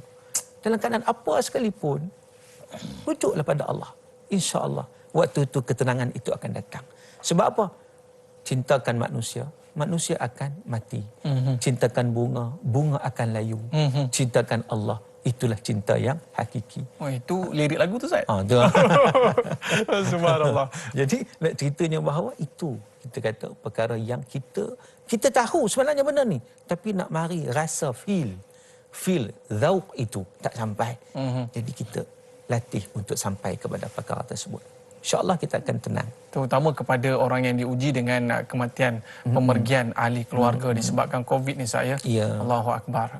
Kita rasakan ini satu perkara yang cukup besar dalam kehidupan kita bila mana orang yang kita sayang telah pergi. Tetapi kasih sayang kepada makhluk itu tidak kekal selama-lamanya. Tapi yang kekal itu kasih sayang kepada Allah Subhanahu Wa Taala dan juga kasih sayang Allah Subhanahu Wa Taala kepada hamba-Nya, Ustaz. Baik, para penonton, sahabat-sahabat sekalian, kita ada lagi soalan bersama dengan sahabat kita di Facebook, bersama dengan Nur Muhammad Adli. Assalamualaikum Ustaz dan Da'i. Waalaikumsalam. Soalan, Allah itu mempunyai sifat sami'an dan basiran. Namun, apakah hikmah banyak dalil Allah bertanyakan malaikat perihal keadaan Nabi serta umat? Terima kasih Ustaz. #biar tahu jangan keliru. Ini dua sifat Allah SWT. Baik, terima kasih kepada persoalan yang dikemukakan sifat Allah sami'an, kaunuhu sami'an, kaunuhu basiran. Iaitu sama' dan basar. Kalau sifat ma'ani itu sama' dan basar. Maknawinya kaunuhu sami'an, kaunuhu basiran. Keadaan Allah Ta'ala maha mendengar, keadaan Allah maha melihat. Apa dalilnya? Dalilnya kalau kita lihat ayat surah Al-Isra yang selalu kita baca kan? Ayat pertama, subhanallazi asra bi'abdihi lailan minal masjidil harami ilal masjidil aqsa allazi barakna hawlahu linuriyahu min ayatina innahu huwas sami'ul basir. Hujung ayat tu. Iaitu Allah Subhanahu Wa Taala menyatakan tentang apa? Tentang perjalanan Isra lah. Subhanallazi asra bi'abdihi. Maha suci Allah yang memperjalankan hamba-Nya pada waktu malam min masjidil haram ila masjidil aqsa, dari masjid haram ke masjid aqsa, linuriyahu min ayatina, untuk Allah tunjukkan tanda-tanda keagungan kebesaran Allah. Persoalan saya nak kait dengan persoalan tadi juga. Apa Allah Ta'ala kadang tanya malaikat kan, macam mana keadaan umat, hamba. Sebenarnya Allah Ta'ala tak berhajat pun. Bukan sekadar itu. Allah suruh malaikat tulis, kiraman katibin. Allah berhajat ke? Allah maha mengetahui. Maka tak tulis pun Allah tahu. Tetapi Allah Ta'ala ciptakan malaikat itu sendiri untuk menunjukkan keagungan dan kebesaran Allah. Malaikat yang sangat agung, yang sangat hebat tu pun tunduk kepada Allah Azza wa Jalla. Tambah-tambah kita lagi kecil. Malaikat, Nabi pernah lihat malaikat Jibril berada antara langit dan bumi. Sampai Nabi pun takut. Kan? Nabi cepat-cepat balik rumah minta diselimutkan sebab takut tengok keadaan malaikat Jibril yang menunjukkan keadaannya yang asli. Jadi semua ini nak menunjukkan, sebenarnya menunjukkan keagungan dan kebesaran Allah Subhanahu Wa Taala. Begitu juga dalam ayat yang kita sebut tadi tentang Allah memperjalankan hamba-Nya iaitu Nabi Muhammad sallallahu alaihi wasallam dalam peristiwa Isra dan Mi'raj untuk Allah tunjukkan tanda-tanda keagungan dan kebesaran Allah, dan Allah Maha mendengar lagi Maha melihat. Jadi dalam tafsir Al-Baghawi menyatakan Allah mendengar itu merujuk kepada liyunabbih ala annahu al-mujib li du'aihi, iaitu nak menunjukkan bahawa Allah mendengar doa hamba-Nya. Allah nak menghiburkan Nabi sallallahu alaihi wasallam dalam keadaan Nabi pada waktu itu menghadapi tekanan, menghadapi suasana dah Mekah tak nak terima, pergi Taif tak nak terima, Abu Talib pula dah meninggal, Khadijah juga meninggal dalam keadaan yang begitu tertekan. Allah nak hiburkan, Allah mendengar. Orang beriman, dia jangan risau. Allah Subhanahu Wa Taala sentiasa memberi kebaikan kepada Nabi sallallahu alaihi wasallam. Begitu juga kata Al-Baghawi, dia kata al-basir itu supaya apa? Supaya nak menunjukkan kepada Allah Taala memelihara manusia walaupun dalam keadaan kegelapan malam. Nabi dipelihara walaupun dalam suasana gelapnya malam. Perjalanan itu pada waktu malam kan. Jadi maknanya di situ semuanya di bawah ketentuan ataupun apa yang Allah Subhanahu Wa Taala lakukan, tentukan kepada hamba-hambanya. Jadi apapun Allah tak berhajat. Kita sebut tadi istighna Allah Taala an kulli masiwa, makna Allah terkaya. Terkaya itu maksud sedia kaya daripada segala makhluk, hatta malaikat dan sebagainya. Tetapi Allah saja buat sistem, buat apa semua, itu semua mengikut kehendak Allah. Allah nak buat, Allah buat. Ya. Macam kita, apa kita nak buat dipersoalkan. Betul. Kita wajar dipersoalkan. Sebab apa kamu buat meja ni bulat, tak 4 segi? Orang persoalkan juga kan, ni bulat ni kalau 4 segi macam mana? Tanyalah ustaz pun orang persoalkan, sebab duduk macam ni. Sebab kursi warna merah. Macam-macam persoalkan. Kan? Tapi Allah Ta'ala, Allah nak buat apa? Boleh persoalkan? Tak boleh. Allah nak buat malaikat ke? Allah nak buat dunia ke? Allah nak buat manusia ke? Allah nak buat makhluk? Orang bahasa kasar kata, Allah punya pasal ya. Itu bahasa kasar kan. Nak ceritanya, itu kehendak Allah Ta'ala. Allah boleh buat apa saja. Dan kita tak boleh petikai Kita kan? tak boleh nak kata apa. Tak boleh nak kata apa. Tetapi kita kena ingat bahawa Allah tidak berhajat kepada sifat istighna Allah tidak berhajat kepada sesiapa. Namun dalam COVID-19 sekarang ni Ustaz, bila Ustaz sebut tentang doa ini, inilah senjata orang Islam yang mana tapi kadang-kadang kita tak rasa bahawa Allah ini maha mendengar.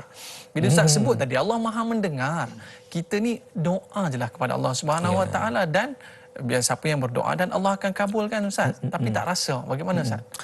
Bab doa saya nak sebut sikit. Memang banyak pertikaian. Ada orang kata Ustaz, banyak saya sendiri dapat orang duk bertanya, saya ni doa tak larat nak doa dah, dia kata. Tak larat nak doa dah. Doa ni hari-hari Allah tak bagi pun. Allahu Akbar. Dia rasa Allah tak bagi. Sedangkan Allah janji, doa ni astajib lakum. Doa padaku aku akan tunaikan. Tuan-tuan, saya tertarik dengan apa yang disebut dalam kitab Hikam oleh Ibnu Athaillah Sakandari. Dia bagi tahu pada kita satu hikmah yang menarik yang kita boleh ambil sebagai satu pengajaran. Apa dia kata? Lam yakun ta'akhuru amadil ata' ma'al ilhahi fi du'a mujibal liya'si. Janganlah kamu putus asa, kamu usaha nak doa, tapi nampak macam lambat dapat. Kan? Janganlah kerana itu mujibal liya'si, menyebabkan kamu putus asa. Kerana fahuwa dhamina lakal ijabah fima yakhtaruhu laka la fima takhtaruhu li nafsik. Allah Ta'ala menjamin Allah akan tunaikan doa kamu, tetapi dalam bentuk yang Allah tentukan, bukan dalam bentuk yang kamu tentukan untuk kamu sendiri. Kita tak boleh tentu. Allah yang tentukan. Kita minta tapi Kita Allah minta, tentukan. Allah tentukan. Itu kena ingat. Wa fil waqtil ladzi yurid la fil waqtil ladzi turid. Dan pada waktu yang Allah tentukan, bukan pada waktu yang kita tentukan. Jadi di sini kita kena ingat tugas kita berdoa. Allah Ta'ala yang akan makbul. Cara nak makbul itu urusan Allah, bukan urusan kita. Kita tak boleh kata, ya Allah aku nak macam ni waktu ni. Amboi. Samsing ya. Kan? Dalam minta. Dalam minta kan. Tiba-tiba macam kita pergi dekat. Ini kalau kita compare, kalau kita sebut antara dengan manusia lah. Bos, saya nak yang ni, bos kena buat macam ni, time ni. Bagi sekarang. Kena bagi. Buah pun kata dia ni, you are fired. Kan? Adalah nak minta pinjam. Lepas tu suruh bagi law suruh bagi juga, ikut suka kan. Jadi maknanya tambah-tambah kita dengan Allah. Kita tugas kita minta.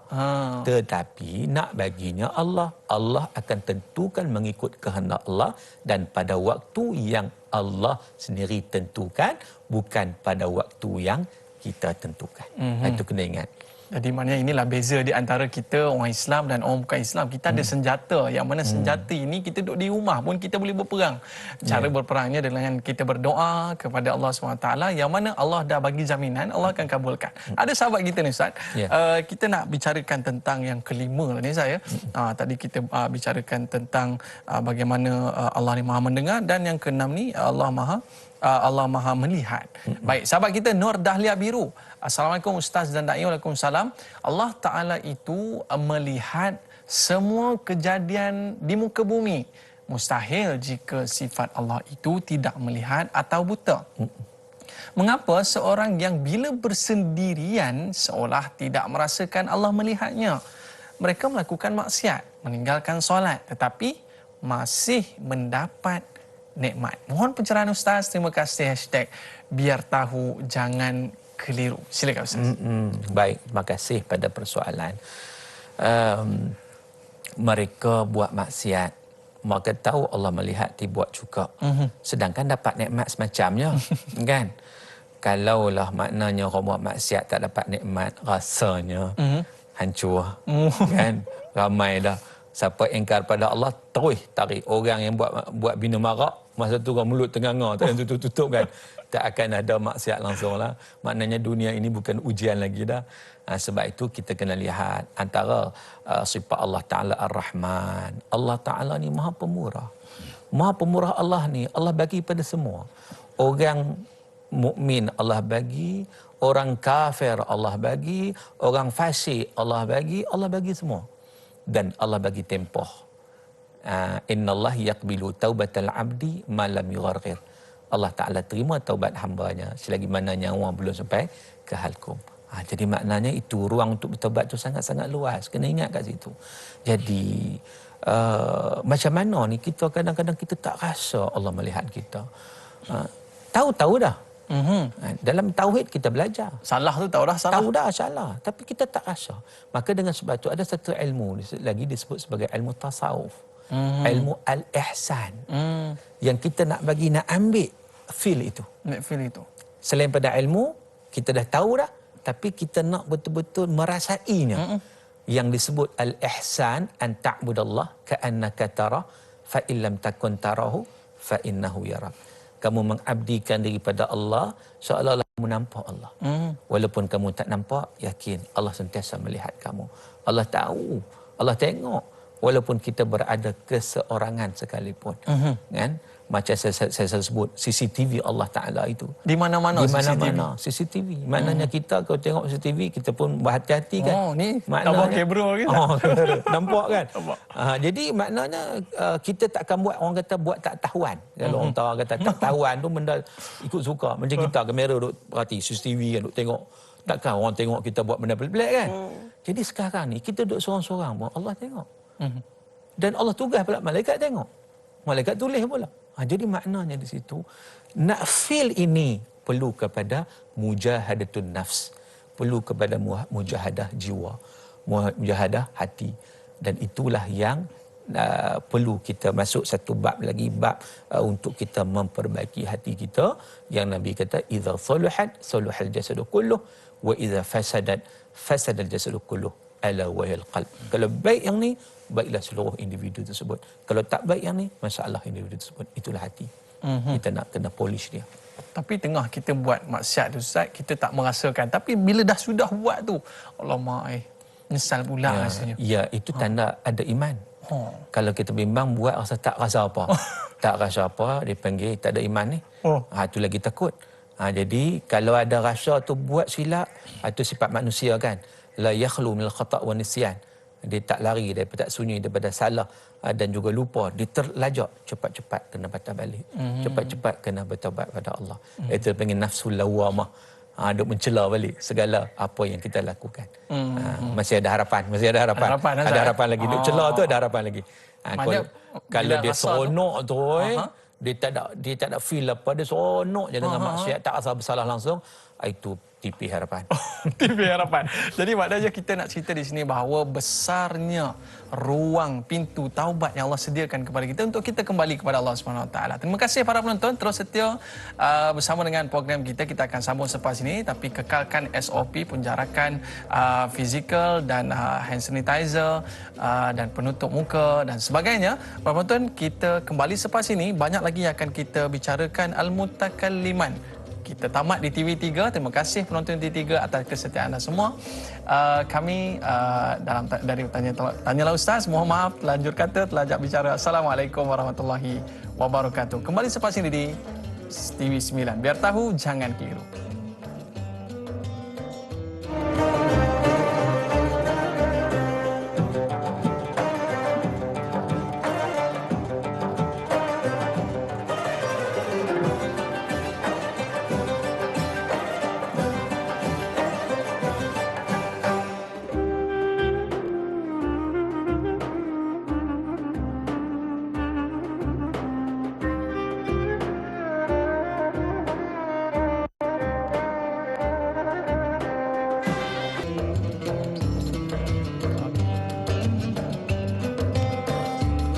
Alhamdulillah kembali dalam Tanyalah Ustaz, biar tahu jangan keliru. Terima kasih para penonton yang terus setia dalam program kita Tanyalah Ustaz, biar tahu jangan keliru. Dan para penonton yang mana ada tulis nota-nota ya.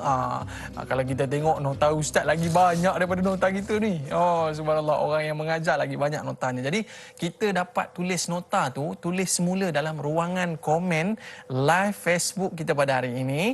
Mudah-mudahan kawan-kawan kita yang mungkin ada tertinggal ke sebagainya kan, tak dapat tulis, sama-sama dapat kongsi manfaat dalam pertemuan kita pada hari ini. Baik, kita nak teruskan pengajian kita Ustaz ya. Ada 7 yang kita nak bicarakan pada hari ini. 6 telah kita bicarakan ya. Qadiran, muridan, aliman, hayyan, sami'an, basiran. Dan yang ke-7 ni sahabat kita ada nak bertanya soalan ya, mutakalliman. Muhammad Izzuddin. Assalamualaikum. Waalaikumsalam. Soalan saya, sifat maknawiyah adalah sifat-sifat diri, yakni zat Allah. Diri Allah adalah ghaib dan tidak dapat dilihat mata. Salah satu sifat maknawiyah ialah kaunuhu mutakalliman dan membawa maksud keadaan diri Allah Subhanahu wa taala berkata-kata. Adakah boleh kita kaitkan bahawa ayat-ayat Al-Quran merupakan bukti Allah Subhanahu wa taala bersifat sedemikian? Mohon pencerahan Prof Pasimas Kelate. Silakan Ustaz. Baik, terima kasih kepada yang bertanya. Ya. Iaitu kaunuhu mutakalliman, keadaan Allah Taala berkata-kata. Jadi maknanya di situ kata-kata Allah Taala tak sama dengan kata-kata kita. Yang tidak ada suara, tidak ada huruf, tidak ada lafaz. Cuma dijelmakan macam yang disebut Imam Abu Hanifah. Iaitu dia ada kalam lafzi, ada kalam maknawi. Jadi maknanya yang dijelmakan kepada kita dalam bentuk yang kita baca daripada Al-Quran. Ya, kita boleh faham daripada situlah. Jadi apa yang disebut oleh Allah dalam Quran itu merupakan seolah macam apa yang Allah sampaikan kepada kita. Sebab itu dalam ayat yang Allah sebut, contohnya dalam surah Al-Kahfi ayat 27, Allah sebut watlu ma uhiya ilaik min kitabi rabbik la mubaddila li kalimatih. Kata Allah Subhanahu wa taala, bacalah apa yang diwahyukan kepada kamu min kitabi rabbik, daripada kitab Tuhan kamu, la mubaddila li kalimatih, dan tidak ada sebarang perubahan pada kalimah-kalimah yang disampaikan oleh Allah Subhanahu wa taala. Dalam tafsir As-Sa'di menyatakan maksud utlu situ, at-tilawah di situ maksud al-ittiba'. Maknanya ikutlah, ittabi' ma auhallahu ilaik. Ikutlah apa juga wahyu Allah Subhanahu wa taala kepada kamu. Kamu kena ikut. Macam mana? Bi ma'rifati ma'ani, dengan mengetahui makna-makna yang terkandung di dalamnya dan juga memahaminya, dan wa tasdiq, dan membenarkan segala akhbarihi, perkhabaran daripadanya, wamtithali awamirih wajtinabi nawahi, iaitu dengan melaksanakan segala apa yang Allah perintahkan dan meninggalkan segala larangannya. Kenapa? Fa innahul kitab al-jalil alladhi la mubaddila li kalimatih, karena dia merupakan kitab yang mulia datang daripada Allah Subhanahu wa taala yang disebut sebagai kalamullah. Al-Quran kalamullah, kalam Allah, al-mu'jiz, yang mempunyai mu'jizat, al-munazzal ila Nabi sallallahu alaihi wasallam biwasitati Jibril alaihi salam, yang diturunkan kepada Nabi melalui perantaraan Jibril alaihi salam. Jadi la mubaddila kalimatih, yang tidak ada sebarang perubahan, pindaan pada kalimah-kalimah Allah Subhanahu wa taala. Sebagaimana juga dalam surah Al-Hijr menyatakan inna nahnu nazzalna dzikra wa inna lahu lahafizun. Kata Allah, kami yang turunkan Al-Quran dan kami yang memeliharanya. Maka itulah Al-Quran sejak pada zaman Nabi SAW sampai zaman kita, sampai kiamat. Allah Ta'ala pelihara. Dan inilah sesuatu yang perlu kita ikuti sebagaimana yang Allah Ta'ala sebut, dan ia merupakan kalam Allah Azza wa Jalla untuk kita jadikan sebagai panduan di dalam kehidupan kita. Sebab tu Nabi SAW menyebutkan tidak akan sesat saya kalau kita mengikut Al-Quran dan As-Sunnah. Ya. Ini kalam Allah Subhanahu Wa Taala yang perlu kita jadikan panduan. Tapi sahabat kita ni ada satu soalan yang nak diajukan bersama dengan Mazni Hassan. Assalamualaikum warahmatullahi wabarakatuh. Ustaz dan Da'i. Waalaikumsalam. Bagaimana para ulama dulu-dulu membahagikan antara sifat ma'ani dan sifat maknawiyah kerana kedua-dua sifat tersebut seakan hampir sama. Yang kedua, jika kita tidak betul-betul faham akan pengkelasan 4 sifat Allah ini, walaupun sudah belajar, adakah bermakna kita belum lagi mempunyai iman? Mohon pencerahan Ustaz. Terima kasih. Persilakan Ustaz. Baik, terima kasih kepada persoalan yang dikemukakan. Sebab apa adanya sifat maknawiyah selepas sifat ma'ani? Sebenarnya ma'ani sudah cukup sebagaimana yang kita sebut. Benda ini khilaf di kalangan ulama. Ada yang menyatakan sudah memadai. Sebab itu ada setengah-setengah kitab dia berhenti dekat ma'ani saja. Dia tak sambung. Setengah-setengah kitab. Tetapi sebab apa ada sifat, dia panggil sifat 13 lah. Kan dekat tak campur yang maknawiyah itu. Tetapi yang masyhurnya sifat 20. Ada maknawiyah lagi 7. Sebab apa? Sebab nak menolak pandangan-pandangan yang menafikan sifat bagi Allah Subhanahu Wa Taala, sebagaimana yang kita sebut tentang pandangan ataupun pegangan Mu'tazilah. Seolah-olahnya dia nak apa? Nak menolak sifat itu. Makna Allah Taala berkuasa itu berkuasa dengan zat, bukan sifat. Maka dengan sebab itu adanya maknawiyah untuk mempertautkan ma'ani dengan zat Allah Subhanahu Wa Taala. Itu antara tujuannya. Sebab itu kita kata dalilnya sama. Dalil-dalil yang kita lihat daripada Al-Quran yang menyatakan tentang sifat-sifat tersebut. Yang keduanya, bagaimana kalau kita dah belajar kemudian apa tadi dia tak berapa Dia kita bila kata, dia pengkelasan 4, pengkelasan tu dia tak ingat. Dia tak ingat. Adakah tak beriman? Dia tak beriman. Dia begini. Sebenarnya pengkelasan ini diberikan oleh para ulama untuk kita faham. Untuk kita faham. Kata, okey, kalau kita belajar matematik, contohnya, ada jalan kira dia nak sampai kepada jawapan. Contohnya pengelasan, campur dia maksud tambah, tolak, bahagi, darab. Jadi maknanya kita kena tahulah satu-satu tu.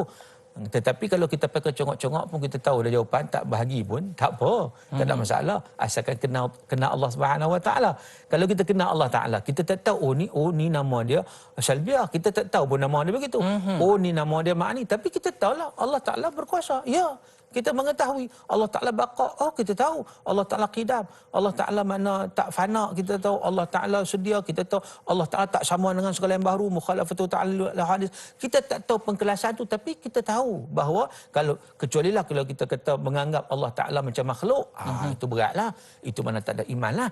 Maka dengan sebab itu kalau pengkelasan tak tahu tak apa, yang penting kita mengenal Allah Subhanahu Wa Taala. Sebab apa yang kita ambil ni, cara kenal Allah Taala ni daripada apa? Daripada rukun iman. Kan dalam hadis, ilmu fardu ain ada 3, iaitu akidah, fiqh, tasawuf. Akidah ni dijelmakan daripada al-iman. Hak Nabi kita al-iman an tu'mina billah wa malaikatihi wa kutubihi wa rusulihi wal yaumil akhir wal qadari khairihi wa syarrih. Iman itu kamu beriman kepada Allah, malaikat, rasul, kitab, hari akhirat dan juga qada dan qadar. Jadi, hak kita bincang ni hak pertama ni. Beriman kepada Allah. Sebab daripada beriman pada Allah itulah dia akan pergi kepada beriman kepada yang lain. Macam nak beriman pada malaikat kalau tak beriman pada Allah?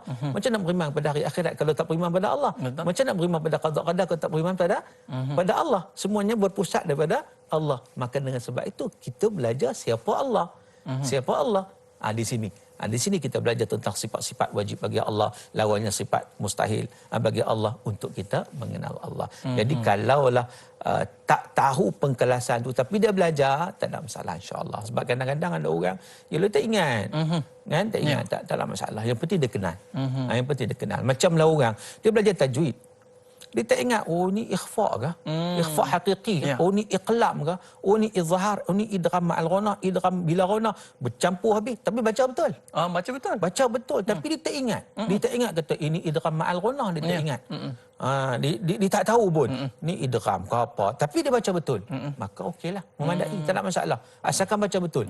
Belajar tu supaya baca betul. Jalan kepada Jalan untuk kita faham baca betul. Dah baca betul, dia tak ingat yang ni pun tak apa dah. begitu juga sifat 20. Begitu sifat 20. Kita belajar nak kenal Allah. Kalau kita kenal Allah, kita tak ingat pengkelasan tu tak apa. Kan? dia. Kalau nak ingat, kita minta yang nasyid. Betul Ustaz. Saya kalau nasyid tu saya ingatlah Allahu wujud qidam baqa. Tapi kita berehat dulu Ustaz ya. Sambil-sambil praktis tu kita nak tahulah apa aplikasi yang kita belajar ini Ustaz dalam kehidupan kita. Tapi kita berehat seketika. Para penonton terus setia bersama dengan kami. Banyak lagi Ustaz akan kongsikan bersama dengan kita. Kembali selepas ini.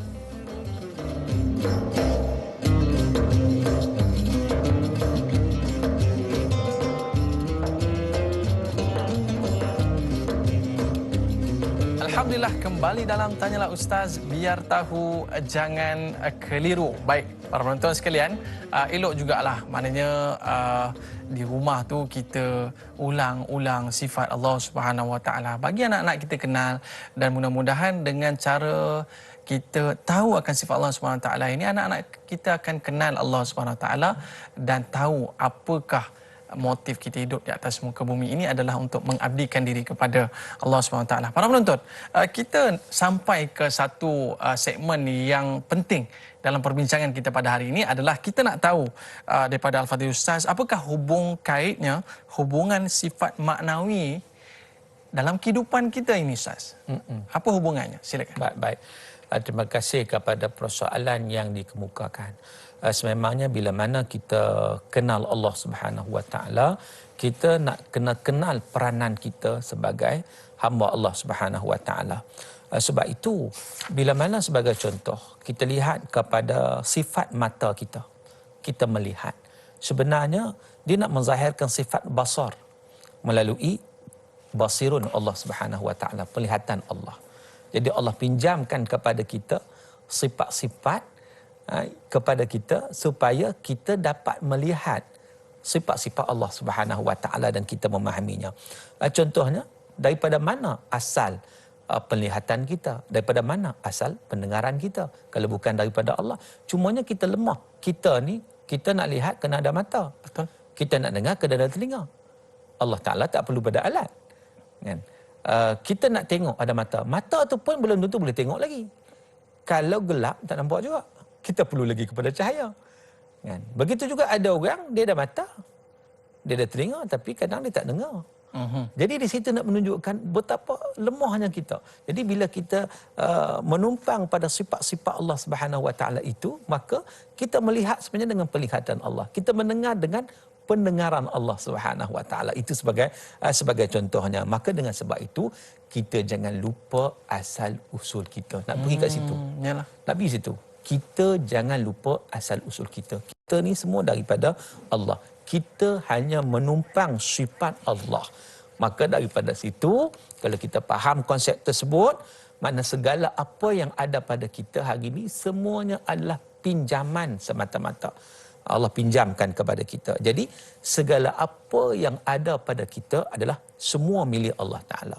Baik anak, baik suami, baik isteri, baik harta, apa juga semuanya milik Allah. Allah pinjamkan pada kita. Inilah sesuatu yang perlu kita sedar terhadap perkara ini. Sebab itu ada satu kisah yang masyhur pada zaman Nabi SAW, Ummu Sulaim. Ummu Sulaim. Cerita itu ada masyhur. Ketika itu anak dia meninggal dunia. Suami dia balik. Dia layan suami dulu. Dia bagi makan dulu, apa semua clear kan. Kalau kita lah kadang macam tu meninggal, terkejut kan. Oh, tak sabar nak beritahu. Dia tak laksanakan tanggungjawab dia dulu.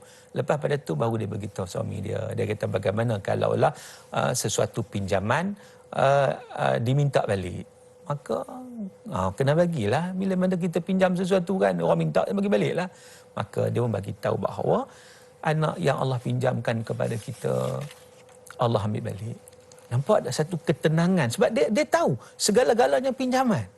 Pinjaman. Jadi dia taklah sampai tahap meratap, meraung, tak boleh menerima ketentuan Allah Subhanahu Wa Taala. Jadi dengan keberkatannya itu Allah Ta'ala gantikan dengan anak-anak yang lain. Jadi nak ceritanya bahawa kita ni milik Allah Subhanahu Wa Ta'ala. Maka dengan sebab itu, jangan sombong, jangan bakhil, jangan dengki, jangan khianat, jangan tamak. Sebab semua bukan milik kita. Hatta harta benda, jangan tamak harta benda. Sebab itu bukan milik kita. Kita dipinjamkan. Allah Ta'ala pinjam pada kita. Macam mana yang kita nak menunaikan segala yang dipinjamkan itu dengan cara yang terbaik, dengan cara yang diradai oleh Allah Subhanahu Wa Taala. Jadi kita memahami sifat-sifat Allah dalam konteks kita lihat dalam diri kita itu bagaimana kita menumpang kepada apa yang Allah bagi kepada kita. Kita sedar dirilah. Orang panggil sedar dirilah. Jangan tak sedar diri. Hak jenis sombong, ego, lupa segala-galanya sebab tak sedar diri. Jadi sedar diri. Insya-Allah kita akan selamat. Bila kita rasa diri kita kuat, maka Allah lah yang lebih kuat, maha kuat. Dan bila kita melihatkan bahawa kita ada kuasa, tunjuk itu, tunjuk ini, semua akan buat apa yang kita tunjuk. Tapi Allah maha berkehendak, lebih jauh daripada itu. Bila kita rasa kita banyak ilmu, Allah maha mengetahui.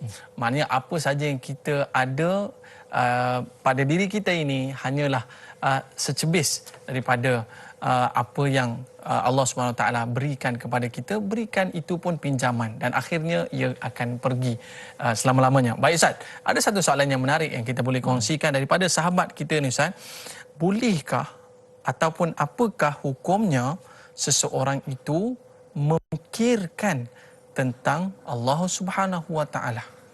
Baik, terima kasih kepada persoalan. Dalam hadis Nabi SAW, Nabi menyatakan la tafakkaru fi dzatillah walakin tafakkaru fi makhluqatillah atau kama qala. Kita tak nak fikir tentang zat Allah. Mana tak nak fikir pun.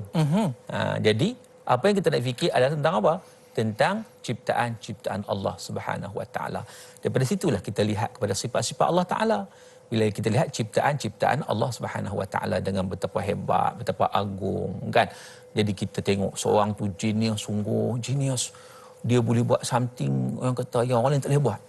Pernah kadang kita disajikan dengan orang yang begitu hebat kan, matematiknya dalam kepala. Contohnya budak kecil lagi kan. Kita rasa hebat. Di situ kita ingat siapa tuan punya dia ni? Tuan punya itu. Tuan punya dia. Kan? Macam kita sebut tadi, bayang ni, tuan punya bayang tu siapa kan?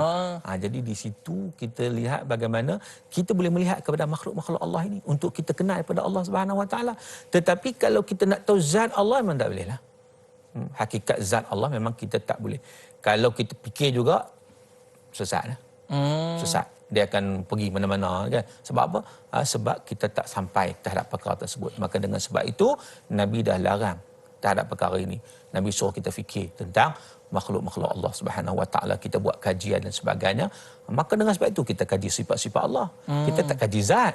Kita kaji sifat-sifat Allah Subhanahu Wa Taala. Kita bincang tentang perkara ini. Yang mana kita lihat sifat-sifat Allah ni kat mana? Pada alam ini.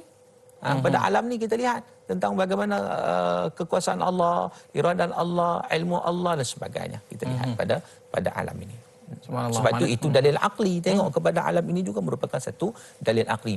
Para ulama kata baharu alam ini menunjukkan sifat yang wajib bagi Allah Subhanahu Wa Taala. Maksudnya kita tak perlu fikir tentang zat Allah, tapi fikir tentang sifat Allah Subhanahu Wa Taala, keagungan ciptaan Allah Subhanahu Wa Taala. Baik Ustaz, bila kita melihatkan satu persatu Ustaz telah kupaskan kepada kita pada hari ini, jelas menunjukkan bahawa kita ni tak ada apa-apa pun. Tapi Ustaz, ada lagi segelintir golongan mereka yang menolak sifat 20 ini Ustaz. Bagaimana Ustaz? Baik, sebenarnya mereka yang menolak sifat 20 ini kerana mereka menolak kerana kejahilan. Sebab apa kadang orang menolak? Orang kata itu semua falsafah. Sebab 20 falsafah. Falsafah apa? Kita lihat tadi, para ulama susunnya daripada Al-Quran. Semua dari dalil daripada Al-Quran. Memanglah orang kata, dia kata zaman Nabi tak ada sifat 20. Memang tak ada. Fiqh pun tak ada. Ilmu taranum pun tak ada. Ilmu pelbagai ilmu tak ada. Ilmu datang selepas daripada itu perbincangannya.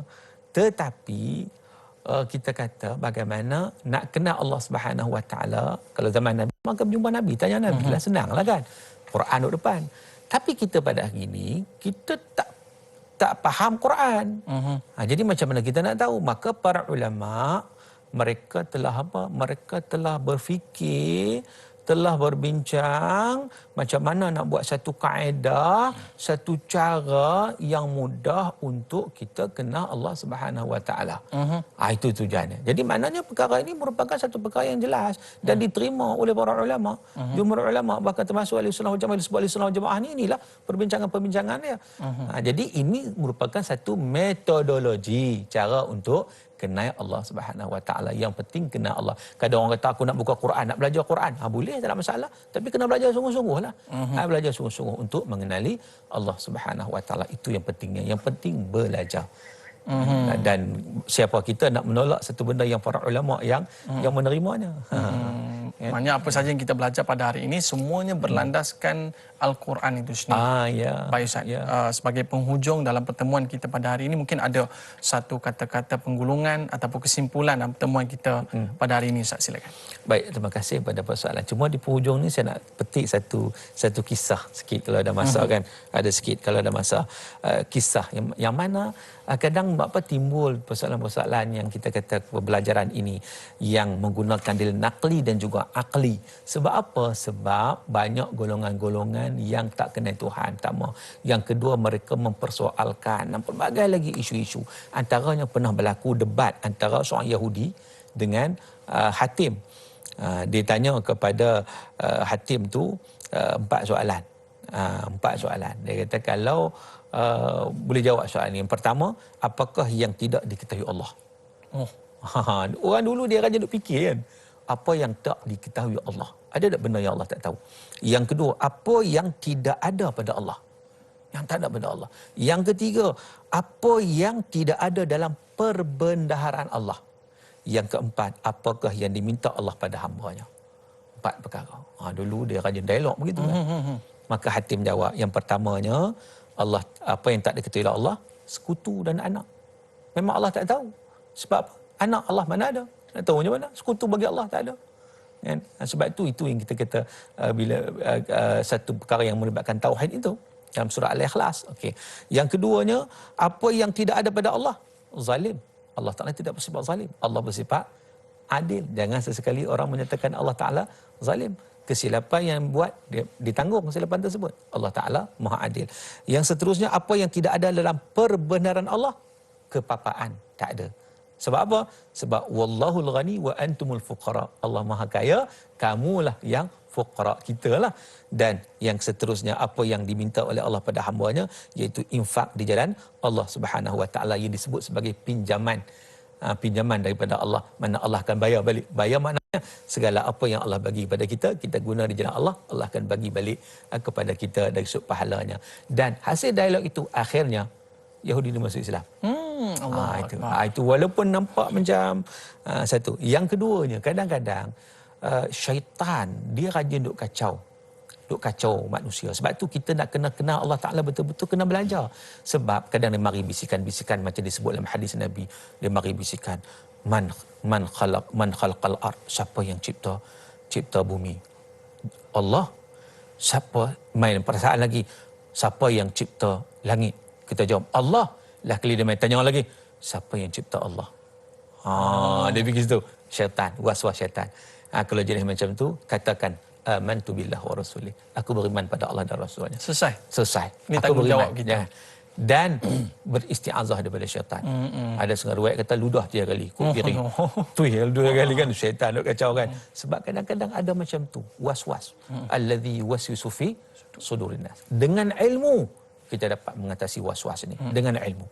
Jadi tanpa ilmu kadang-kadang kita dihanyutkan oleh syaitan, kita diperdaya oleh dia. Maka dengan sebab itu teruskanlah kita menuntut ilmu. Allahu Akbar. Terima kasih kepada Ustaz.